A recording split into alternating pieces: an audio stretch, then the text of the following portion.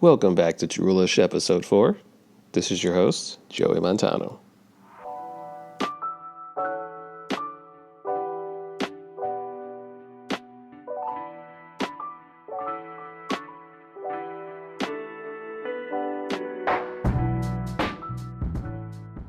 Today, I don't really know what I'm going to talk about. I wrote a few things down, and like I said, I'm just going to keep spitballing this, make this more of a stream of consciousness type of podcast with some subjects in mind, of course. So, I actually ended up uploading a few of my previous episodes on YouTube, and believe it or not, a couple of you have actually listened to it. It's not many, it's about 5 or 6, which is surprising because I've actually have a comment and a like. And yeah, it sounds like pretty, rudimentary or elementary. But when you stop to think about it, back when we were in our first grade or kindergarten, those years in elementary school, we used to be so excited about, show and tell, showing off to our friends about like what we're doing or what clothes we're wearing. And it seems kind of weird now that as an adult, it's a lot. To me, it feels like that doesn't happen as much. I feel like people were more scared to do that, or maybe that's just something that I've been experiencing myself, and I'm just more paranoid. Uh, who knows? I'm probably on the wrong end of this one, but um, but yeah, going back to the initial thing that I was talking about with the podcast previous episodes is that even though some people are listening, it's pretty cool to see that there's an interest. It might only be a couple people, but I just think that out of the whole scheme of, say, a population or even just the world, I made that sound so small, but just take the population of the world.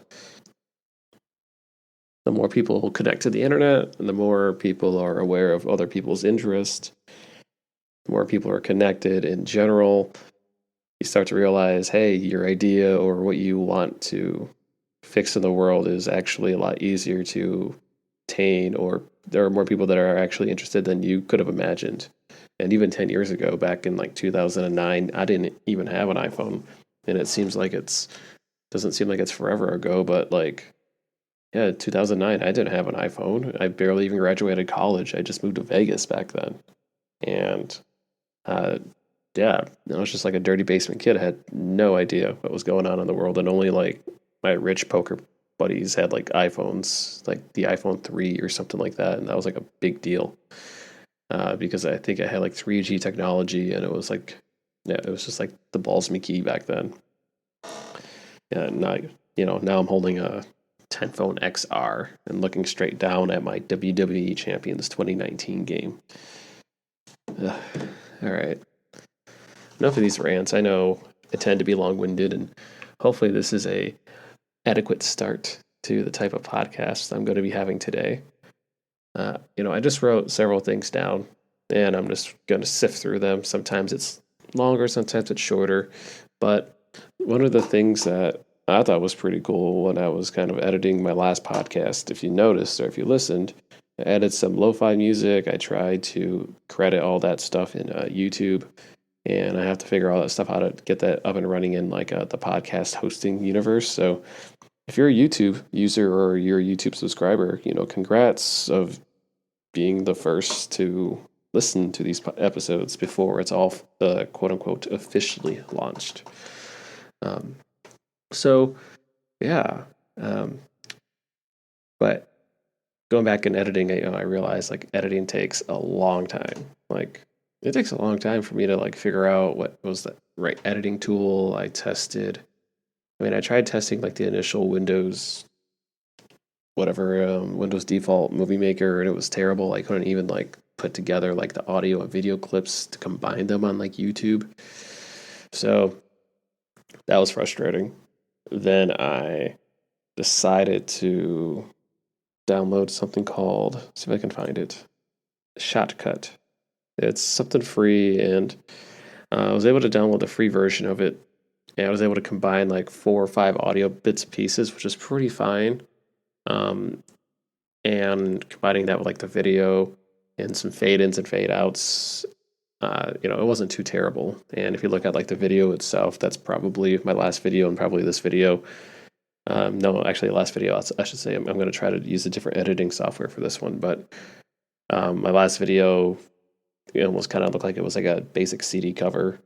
But, I'm trying to make every episode at least better in regards of production value or in like sound quality or video quality or just in overall interest. And I can't predict every show is going to be better in regards to like content, but I want to keep writing or keep having these types of podcasts where I'm just spitting more off the cuff and not just spending half my time looking at like random internet articles trying to figure out something to say. I'd rather just look at internet articles and say things in real time that I have a genuine interest versus faking interest. But yeah, like I said, it's pretty tough to try to do this for a while, especially if no one's around. But yeah, editing, that's like one lesson I've learned. It takes a long time, and even just learning that software took a little bit, and I really don't want to go and edit again. I'm going to be trying the Sony Vegas. I looked at a couple of tutorials on how to set up kind of like a nice audio version of it.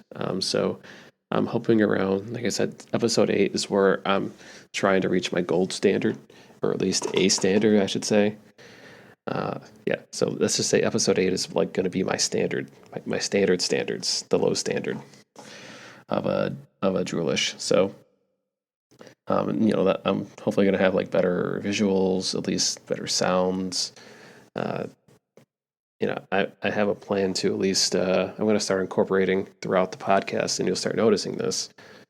I'm going to start adding either rain or a little bit of calming music, or could be some jazz or like lo-fi. I'm going to test both, but at least me personally, I definitely love the rain sound, especially like I'm listening to it right now as I'm talking, and I don't have it on my Audacity. I don't know how to add multiple sounds yet. It probably is like a 2-minute fix, but I'll figure that out after the podcast. But once I add like rain sounds, or I want to add like different types of rain sounds and talk about like where the rain, like the location of the rain, what like the white noise is coming from, the scenes, like the scents. I don't know. Have some kind of like fancy narration. And then, so like I said, probably throughout the podcast, I'm just going to start sprinkling more background music, rain, and I'm going to keep the rain going overall throughout the rest of the podcast because I figure, I think even if I were a regular person that could sleep easily, and knowing you guys having trouble sleeping too, you're probably thinking like, oh yeah, like it takes me 20, 30, 40, 60, 90 minutes to go to sleep, and I've been there fairly frequently. And some of the days you don't realize you actually go to sleep within like 10 minutes, and it happens so infrequently, but you don't remember it, but you always remember the times that you sleep late. And that point being is, around, I can't imagine any of us sleeping around the 15-minute mark of this podcast, which is fine, I guess. You get to hear this cold open monologue or whatever this is. And, I would say, like I said, I'm assuming around the 15-minute mark is when I would imagine most people would at least make a half effort to try to sleep. And besides, I do tend to be longer winded and tend to drift off more as I talk, and the more I talk anyway. So I think that makes the most sense throughout the podcast of me just having my stream of consciousness just keep floating off into space, and so do your thoughts. And that was also one of the realizations I've had too, when I was just going back and testing like the audio and listening to myself on the podcast, is that some things that come natural that you feel like it makes the most sense to implement or add like as you're going about and doing it. Like I said, for me it's I don't know, trying to keep the more like positivity and like consistent flow vibe versus like the forced boredom vibe. I don't know. It's hard to explain. I just hate being burnt out on things. And when I try to put myself into a project and commit to it, I really try to go 100% all out. And yeah, okay, so enough rambling. I'm going to have a hard stop right here. All right, so there you go. I decided to add some pizzazz to the podcast to change it up. And I'm still going to stay on my previous subject because it's my podcast and I'm going to do what I want. But one of the things that I was doing while I was like creating my Twitter account, and I finally got like a freaking podcast cover, but I was on Twitter just looking up like what people were talking about in regards to like sleeping and insomnia, and looking at the feed, and some of the top results, or even just the results I was seeing, people were just talking about like overthinking, depression, anxiety, like insomnia, and how positivity is often like a key source into having better sleep, like having positive people in your life. So, that got me just thinking more about this podcast, and the idea itself is more novel. And like I said, I mentioned it in my very first podcast, is that I do know there are other podcasts that exist, and there aren't many. And I am only just hoping just to have a podcast to where it's more of a peaceful experience overall. You guys get to enjoy like my thoughts and what I'm thinking. And, this is just one part of a lot of things I have planned I want to do in the future. And I just feel like, like I said, my voice in general is not it doesn't have like a super like resounding, commanding, resonance to it. It's not a unique voice. It's just a soothing voice that often blends into the background. So for me, it's just turning a weakness into a strength, or at least in my head, that's the case. So, and then from there, just, hopefully I can create additional projects down the road. And I would like to share with you guys like all that stuff throughout this podcast too. So like I said, you guys get to hear a little bit about myself, kind of get inside my head, kind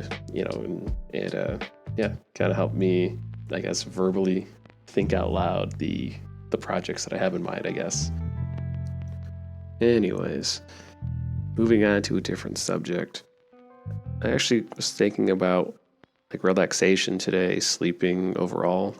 I don't want to rub it in your face, but I actually did have a good night's sleep earlier this morning or last night, and I thought it'd be a good idea for me to share what I've done, at least more recently, to help improve my sleep.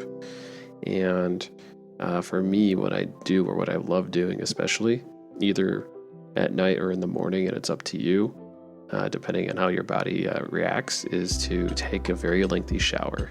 And when I get up in the morning, I try to get up a little bit early, around like 6:30 in the morning, so I'm not taking up my wife's time. And I hop in the shower and just, blast that baby, pretty much not scalding out, but it's pretty steamy pretty fast. And I just hop in the shower and just sit down. And luckily it's like a bathtub, and not like it's a bathtub shower, not like a standalone shower. And for me, that's pretty cool, because I used to have a shower, and believe me, that was pretty annoying, because I kind of love sitting down in a shower in general. It's just really relaxing. You can almost just fall asleep in it. And I just step in the shower. It's pretty warm, and I just sit down and just kind of visualize the day, almost like in a meditation. Sit down, kind of think about the things I need to do today. Some of my thoughts are generally, what is the first thing I need to do this morning? Like, what are the chores I need to do? Do I need to do the dishes? What are the dishes that need to be done? And, I try not to overwhelm myself with just listing the amount of things I need to do.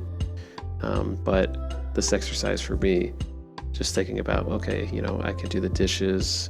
I can, quickly fold some clothes, or I can get a couple of emails out, or get my breakfast ready, and it'll take me like 20 minutes. Just visualizing that process, for me, actually helps me take on the day, and it lowers my stress. And I find that for me, like, the stress levels, about anxiety and everything else kind of just in life, because life is life ain't easy. That's just my opinion, but I'm pretty sure almost the world population can agree with that opinion. But at least in my opinion, just having fewer things to be stressed out about before you go to sleep is something that helps me sleep a lot easier. And this podcast, I think, has helped a little bit in just me just collecting my thoughts and just spitting it out there. And it beats just laying down all night and just keeping those thoughts to yourself, kind of thinking about what if today your interaction with your boss or your coworker, you might have said something wrong and they took it the wrong way. You may or may not have meant it that way, and it could just all be in your head, but is it not? And there might be, the only way for you to find out is to ask a friend. Or you're just considering to ask a friend because you're too nervous to ask that person yourself. You start overthinking these things quite often, or at least I tend to do that before I go to sleep. And those thoughts just keep running over and over, and if you're having those thoughts, like I said, maybe just try listening to this and let me have those thoughts for you. And I spoke with a few other people kind of about the idea of the podcast, even kind of just before I knew about the space even existing, and people were semi-surprised that it's something that could interest them in just having like a background voice. And for me personally, just not even sleeping aside, but when I'm out and about, or if I'm doing chores in the house, or if I'm working, I occasionally don't mind just either connecting on Slack or Skype on like a group chat, and I don't play games or any of that matter. I mean, I do on my free time, but I just like to have the background noise of people just either chatting, things going on, because it feels like I'm more of in a working environment, so to speak, or a social environment. And I guess rambling off into like a different tangent for like remote workers. And for me, I am a remote worker. I do a lot of consulting and marketing work, just for clients across the United States. And most of my work is usually just done via the internet, or everything can just be done, literally through the internet, just through coding or updating files or content. There are systems to get everything up and running without the need to be there face to face. And it's pretty cool at times. And I'm not gonna just lie and say like it's always gonna be awesome all the time working remotely. As a matter of fact, screw it. I'll just go through the list of like pros and cons right now. So let's just start this list. So number 1, pros working remotely. 1, you really don't have anyone down your throat to tell you what to do all the time, so you're not being micromanaged. That's super awesome. Like for me growing up, and me just working in general, like I've worked being micromanaged, I've worked not being micromanaged, and just kind of being able to do my own thing.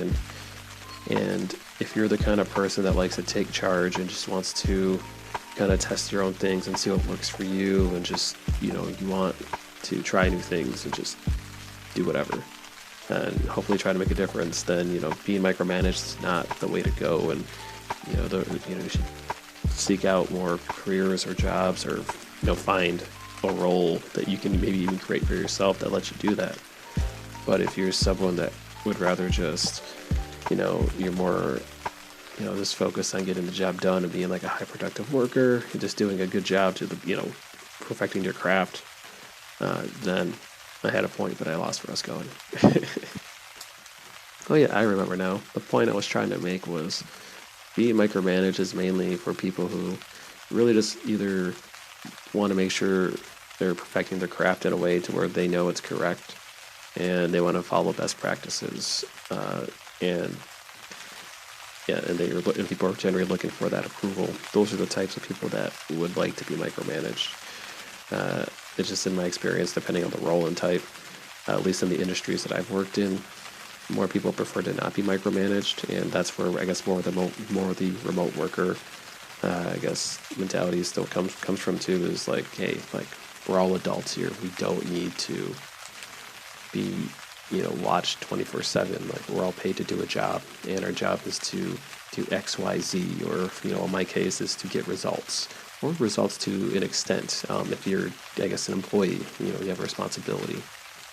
So, if you're getting paid to fulfill that responsibility, then in theory, the amount of hours you're there doesn't make much sense. So that's kind of where the remote workerness flexibility comes in. In my case, I'm very fortunate to be a remote contract worker. So while it sucks for me to not be employed, again, I should still be on the positive sides of the pros here.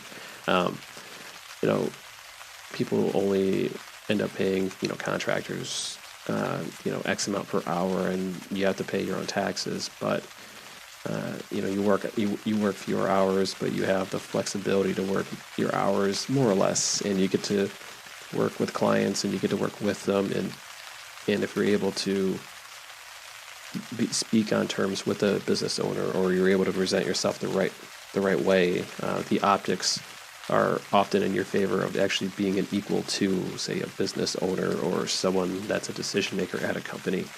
At least for me, as a marketer. So, okay, enough about career talk. I kind of started going off into 20 different tangents again.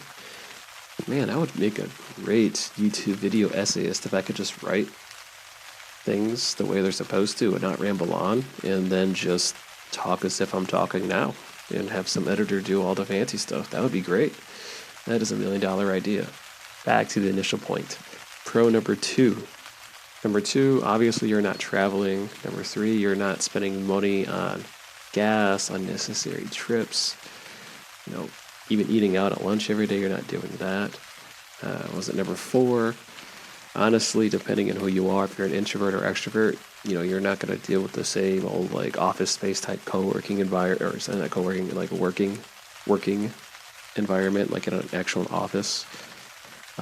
Luckily for me, I haven't been in any of those situations where I worked in a terrible office with terrible employees. I've actually worked with pretty good employees most of the time in my experiences, so I've been fortunate.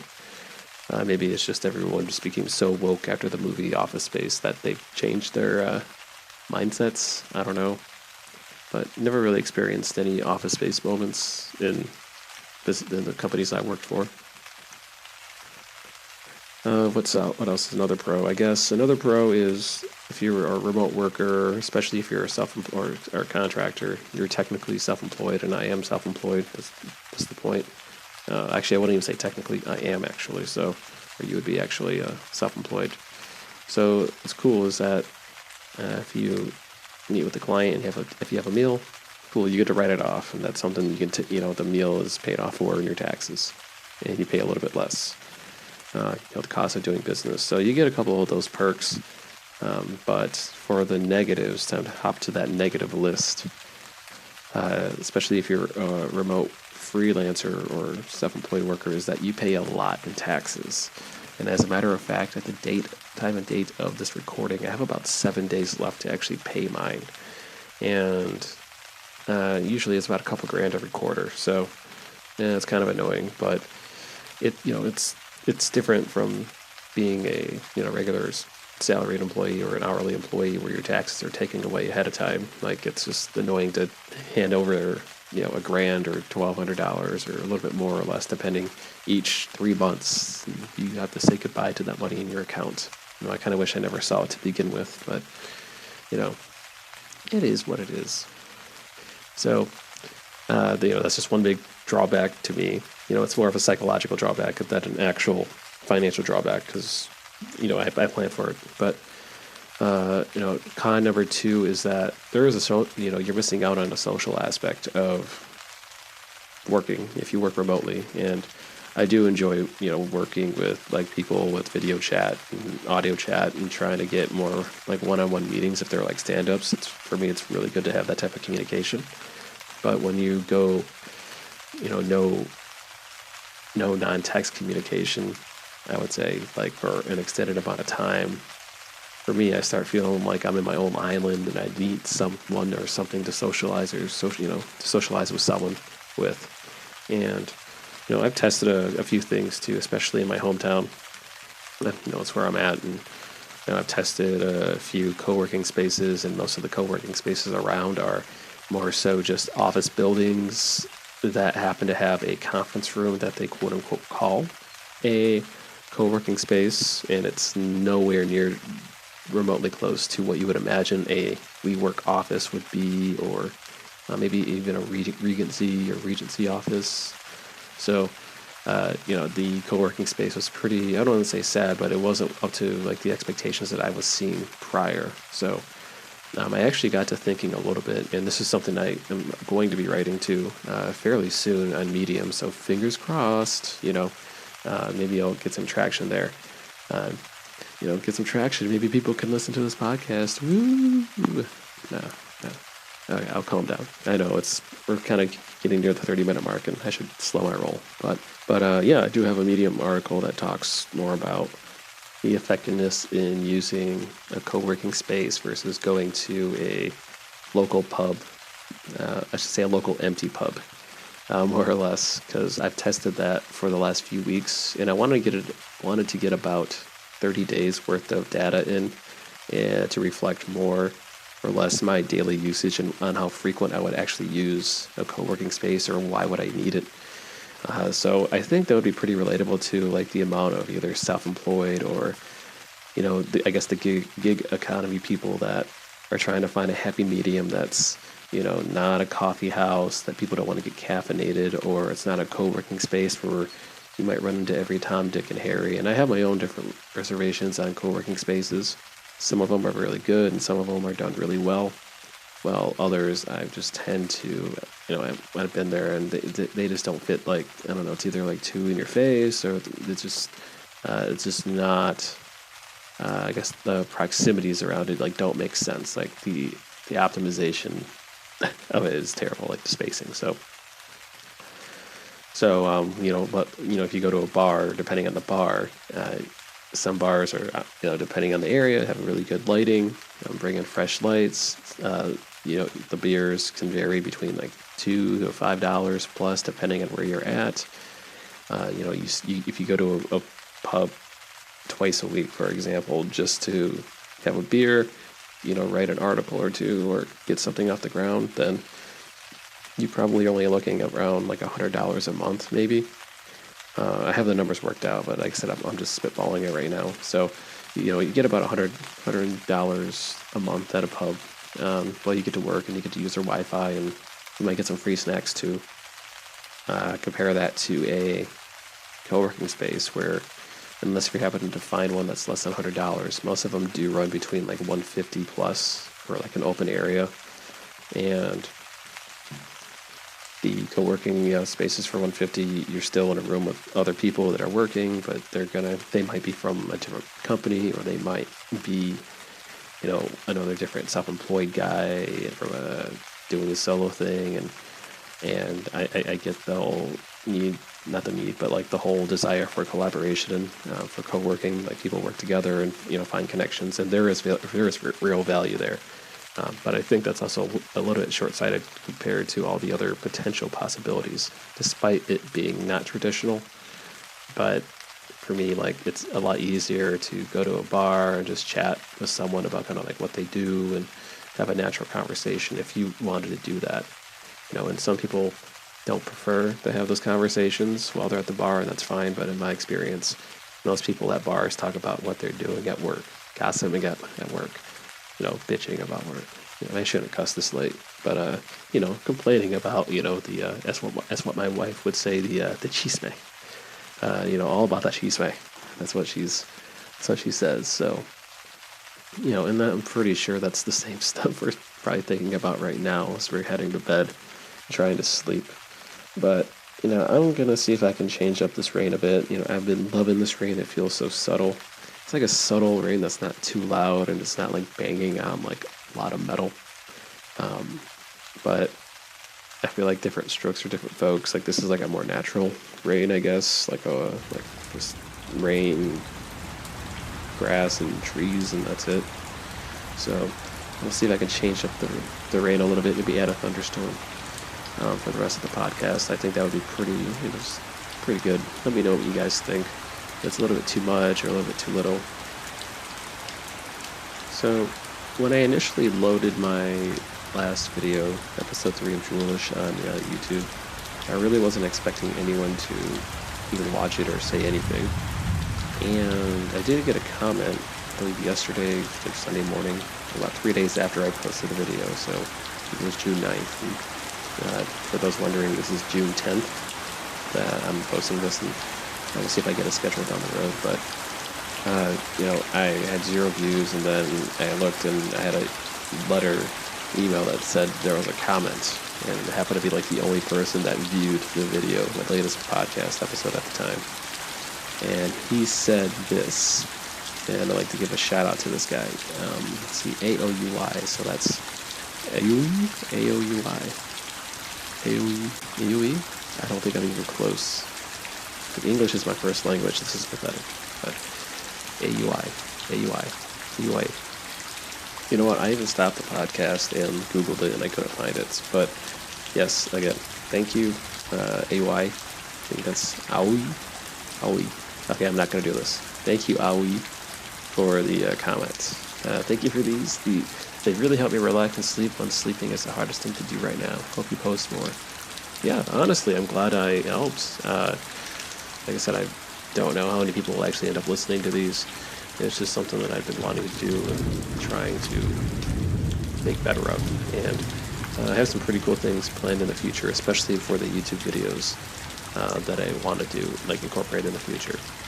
So make it both a pleasant visual and audio experience. And I don't think many other, I don't say other podcasts, but other like audio focused shows do that.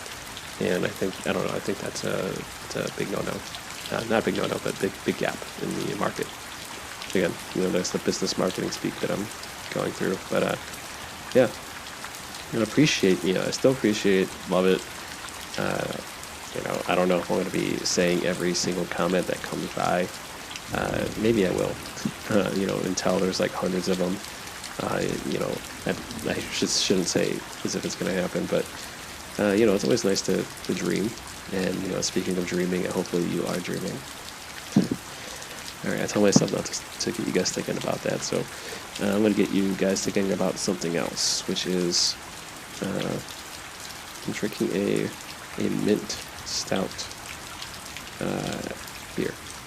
So, yeah, that's something that can make you sleepy. Just kind of think about beer and how it makes you tired and how much you probably drank too much the weekend prior.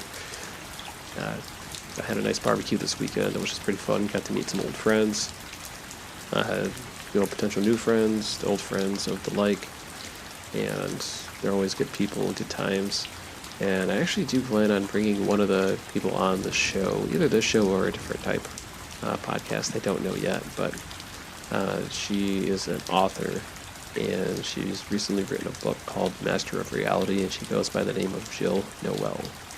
So, if you guys happen to be just avid thinkers or just people who just like to read or just think a little bit too much or just have kind of trouble kind of figuring yourself out, I recommend that book.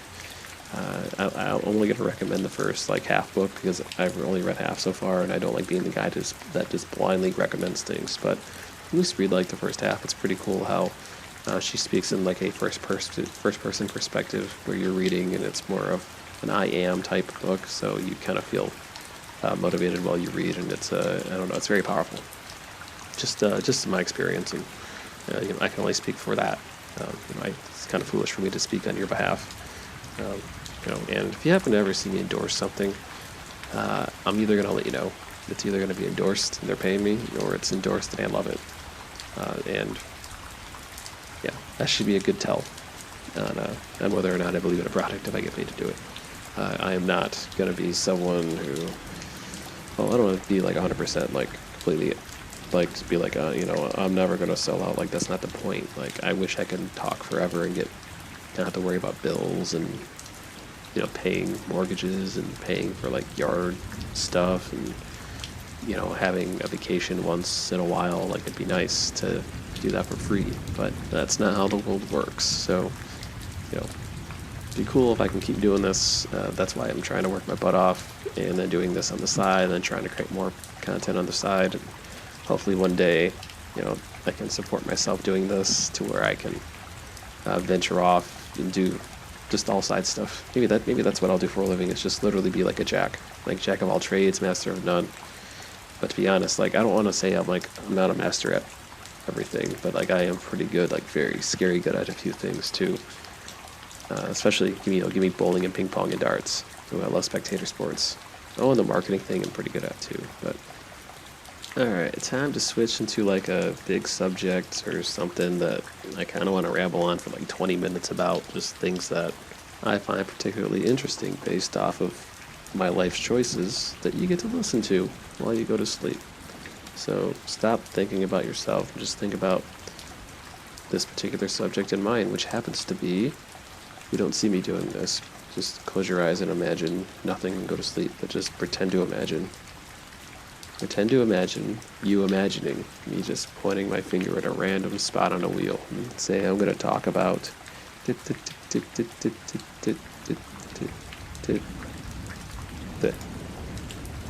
boom. Look, YouTube homepage selection discussion. Yay, look, we're going to talk about YouTube stuff again. And just FYI, I just made up that little spin the wheel thing. I just was going to talk about this anyway, but I wanted to create some drama for your mama. Oh man, that sounded terrible. I'm not gonna unedit that. I'm keeping that in. So yeah, I'm just gonna go over like YouTube.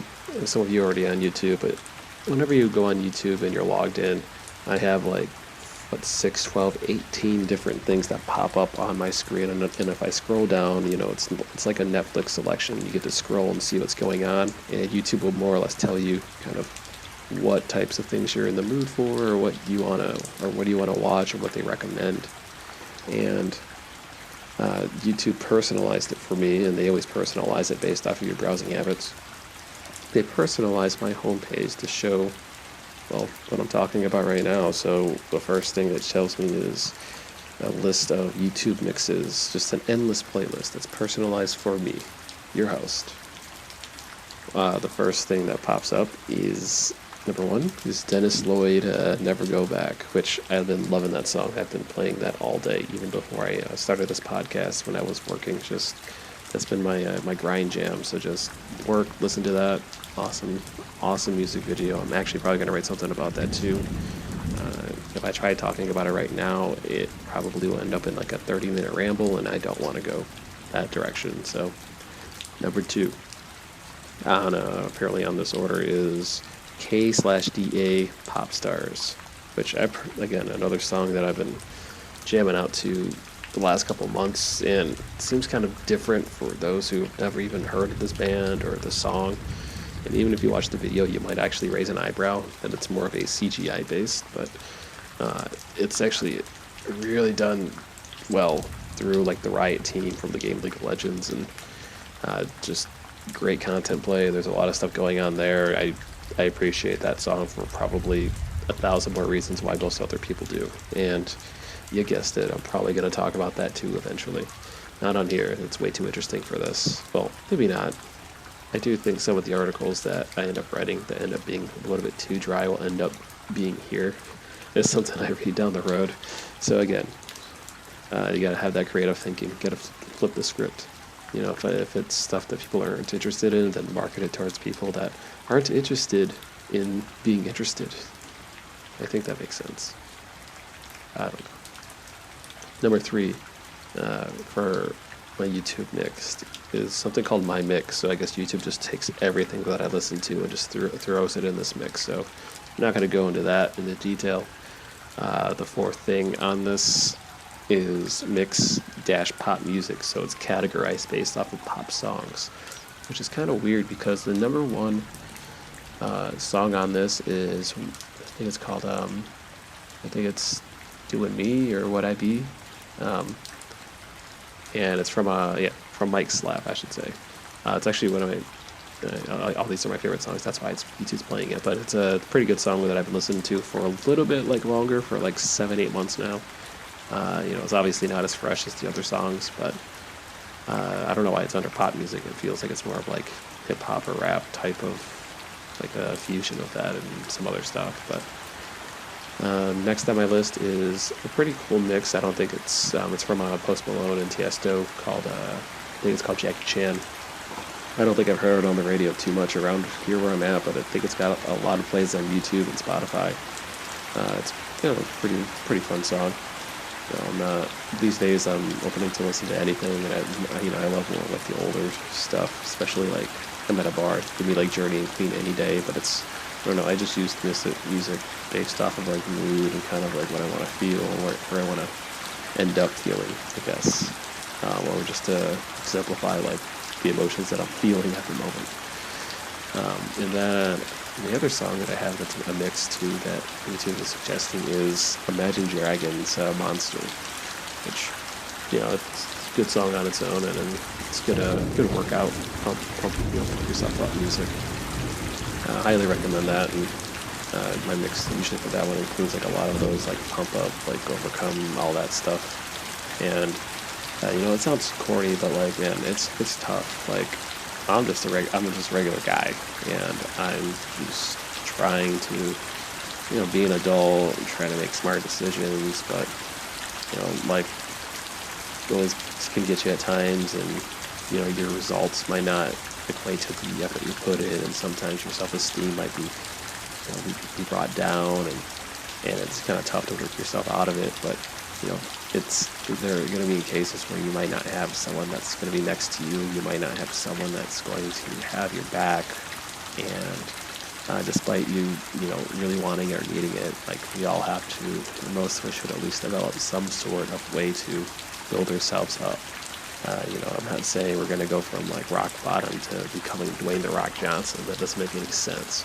But I think building ways for us to build ourselves up internally can kind of inspire and help motivate us personally to kind of build our circle of influence around us to help build a support system. But I think that all begins with us and kind of expecting the world a little bit to give it to us right off the bat. I feel it's more cynical for me to say, to not expect that, and I feel like it's a little bit that is cynical, but I feel like it's a little bit true in that respect. But eventually, as we head out to the real world, and we're dealing with real issues that affect us day to day, and some of you who are still awake right now are well aware of that. We all know that this extra sleep that you could be getting, or maybe in a good case, you're kind of just using this before you go to sleep and then you drowse off. But if you really are dealing with the insomnia, and this podcast isn't helping, or it's helping, but you're still not recovering from it, or any of that, like it does affect you long term.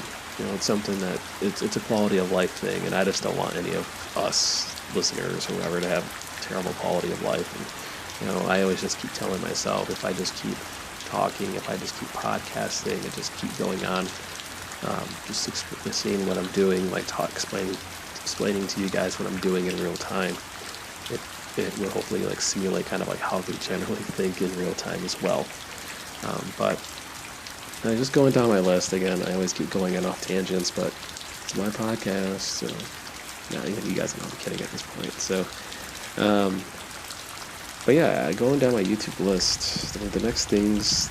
So my initial column was YouTube mixes, and then the remaining part of my like YouTube homepage is just all recommended stuff. So this is what YouTube's saying, hey Joey, like you're gonna love this because we tell you love it, and if not, you're a terrible human being.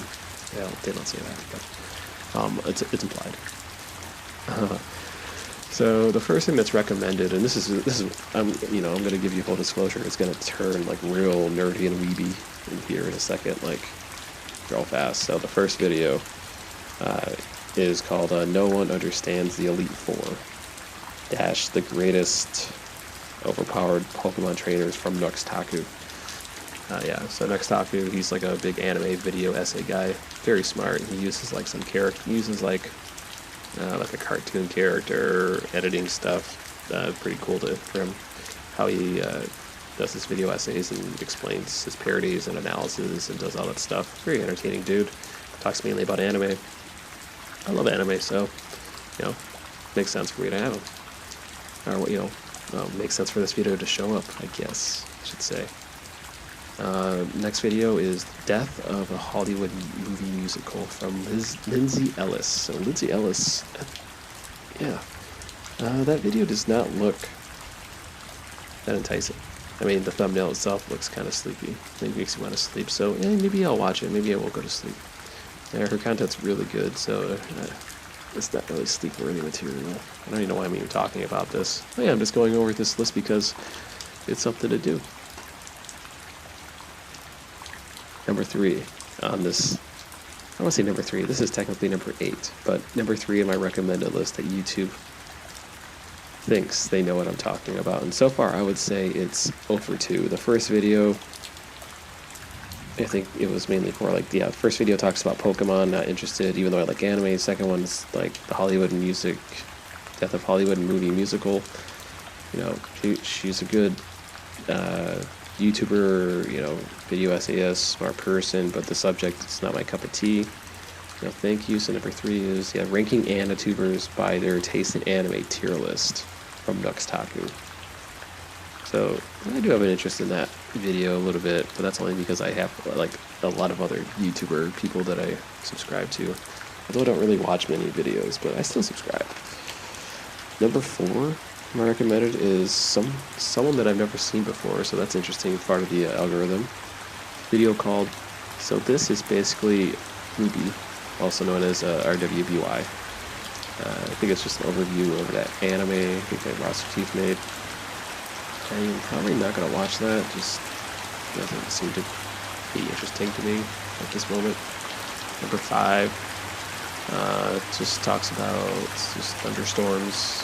Number 6, Larry Bird would fight, talk trash, tell you where he would make his shot and win against you. That's literally the title of the video. I'm actually, I know it sounds so lame, but I probably am going to watch this after. The next video should be number 7, yes, I'm just looking down. And it's going to be called What Happened to Zoe Burger? That's seriously her name. What happened to Zoe Burger? Z-O-I-E-B-U-R-G-H-E-R. I don't understand who this person is and why is it spelled so weird. This is one of those things where, like, depending on where you're grown up from and your like status, like if you're poor, like Zoe Burger sounds white trash, and if it's like you come from an affluent family, then Zoe Burger sounds like it's like really ritzy. Very interesting. Anyway, sorry. The video is called What Happened to Zoe Burger? The Sad Truth Behind a Destructive Persona from the Right Opinion.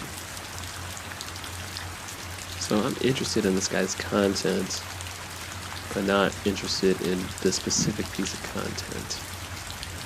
So it's a dilemma. Do I want to watch him versus his material?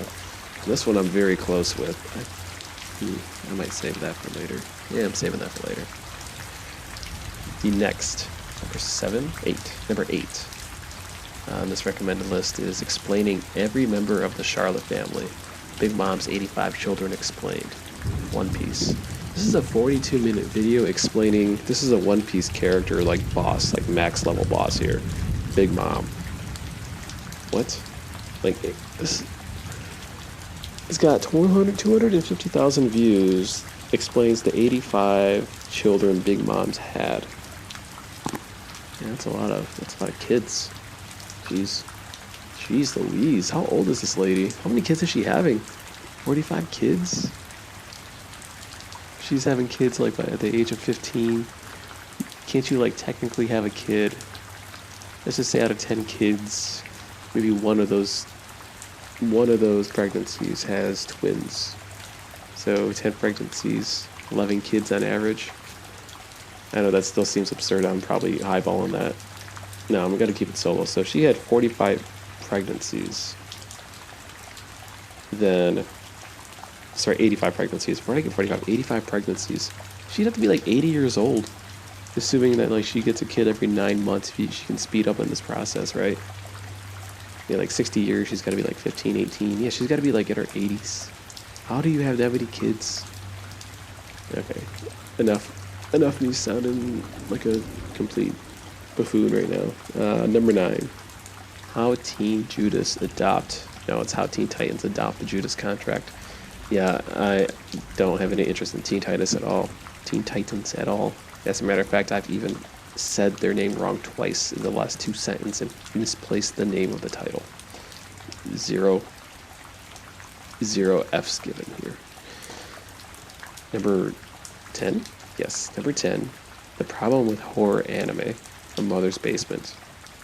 Ooh, I like that. That is something that interests me.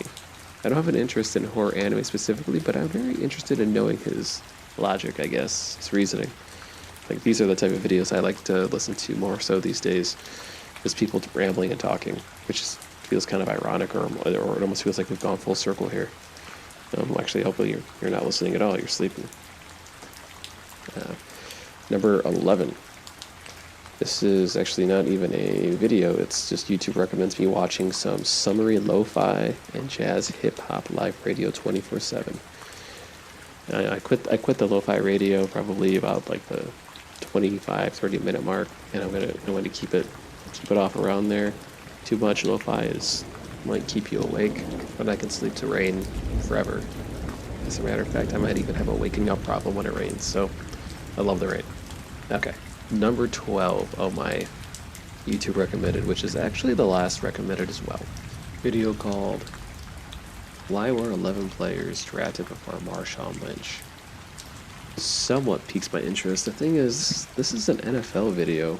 Like most of these recommendeds are either like somewhat relevant to what I am looking for, I guess, or they're from like a subscriber that I've had previously. But this is like just from the NFL. And I don't know, I don't think NFL really does their YouTube that well. Like, they have some cool stuff, like some videos, but it's not like the stuff I would normally watch. Like, me personally, I'd like to watch just more people who tend to have a hyper focus on a team or just a sport that just love to talk about it so much. That I don't know, I feel like I don't want to say their opinions and stuff are more valid, but I feel like there is some room for validity, and me as someone who likes to kind of think more outside the box at times, and like for me, like if I had my own NFL team, and I would try to see if I could like crowdsource my way to like figuring out like, hey, who would be a great offensive coordinator based off of this style, and there just seems to be a lot more people that if you go on Reddit or Twitter, or like a lot of even inside sources that like the things that need to fix with either coaching or the types of players that fit certain coaching styles.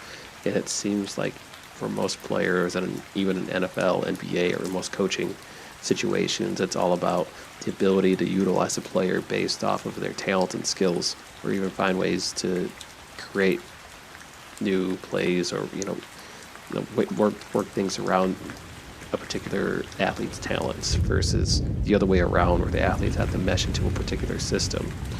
It just seems like most coaches still tend to go after the latter rather than the former.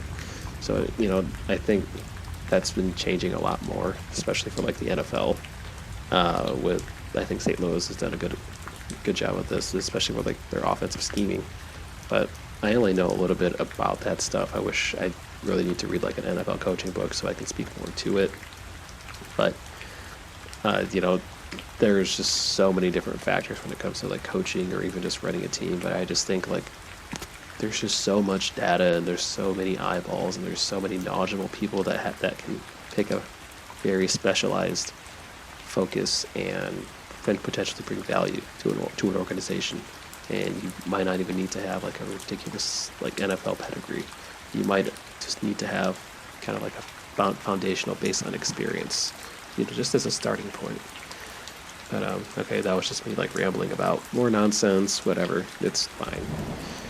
But yeah, that was my top 12 recommended videos on YouTube, and I honestly thought that was going to take me to the end of the podcast, but it's not, and that's fine. And I guess like I said, I like to keep these around an hour long, so I guess I'm just going to give you some closing words, kind of, I guess, before you go to sleep, my thoughts on random things. Like, one of the random things I wanted to talk about was, my first episode, and man, my first episode was 15 minutes long, and even looking back, I'm just glad I just posted it, regardless of how terrible it is, because now I can look back and be like, oh, that was me back even 5 days ago, how terrible that was. I don't want to say that first episode was terrible, even though I just said it twice, but in the respect of me learning how to actually improve the show quality a little bit over time. You know, like every video, like I said, I try to keep improving the quality, but yeah, that's kind of all that I wanted to mention. I thought I had more of a rant ready, but I didn't. You know, generally when it comes to these closing words, it's usually something written up or something that you can read off of. But again, for me, like I actually have trouble like memorizing a lot of things, like longer-winded statements, and when it comes to like presenting or when it comes to I guess giving a speech with like information that I'd given or just doing a report in front of a crowd, it probably takes me, I'd say 3 to 5 times longer than most other people, because I have to keep pretending a conversation's going on in my head and have to present in a way to where I'm not forgetting the words. So it's more or less memorization. And I don't know, I feel like my memorization gap is a lot lower than most people. Maybe it just comes to like these speeches, but I really don't know how actors can just memorize a whole play, or maybe I'm off base. I should just Google it, but you know, I don't really get how people could just memorize whole plays and know every line verbatim, how to say it nonstop. Like I feel like I know it's something that you can learn, if that makes sense. Maybe not. I don't know. Maybe I'll just take like a focus pill and just improve memorization. But you know, it's tough, and that's why I really don't like having like long prompts or things to say when I'm talking. And when I, if I expand into other video forms outside of like a podcast or something else, that's something that, I'm writing my notes down to myself as like something I need to improve on. And it's something that I can work on over time. And it's not something that I'm going to try to, make better overnight. And that's one of the things I've learned growing up, is that when I was younger, I can dedicate, 16 to 20 hours a day and sleep 4 hours into one thing, as long as I wasn't working and I could just push things off without any responsibilities. But it's a little bit tougher now, especially if I just wanted to go away, have to like let people know, have to like cancel plans with other people that spent a lot of time making plans for me, around that time. And you start weighing a little bit more on like, valuing time and other people's times, or at least so I hope. This is just my opinion, and it just depends on like the person. Like if someone else doesn't really value their time and they don't respect your time, then you kind of should treat them the way they would like to be treated. The golden rule, I guess, which isn't really positive in the instance I've given, but you can kind of use that as your own little compass of kind of how you should kind of react around other people, and or at least in regards to like timing and stuff. That's what I mean. But like, yeah, and same with golden rule stuff. Treat others how you would like to be treated, which is kind of weird because I always like to be a little bit snarky, and no one really appreciates that. But I would like to be treated a little bit snarky once in a while. It's fun. It's being cheeky. Yeah, maybe that's just me. But yeah, if you guys have any questions, suggestions, and I completely forgot to mention this too, but on Twitter, like I said, I finally got graphics. You might see like artwork finally. The podcast might finally launch by like middle of June. I'm excited if you guys can like keep if you listen to this on YouTube, subscribe on YouTube, I guess, or not. It's up to you. Or hop on the iPods, podcasts, or whatever, or just go on Droolish.com and see if the latest podcast episodes are available to download, depending on when, like I said, you listen to this. And I'll do my best job next time to semi-prepare a closing outro. I don't know, I'm terrible with like these intro and outro transitions. I think I've gotten a little bit better with like medium transitions, at least from what I've been studying and looking at other videos. As long as I have like a definitive pause or something that goes on, it helps. But the outros, man, they're brutal. And like when I tried uploading,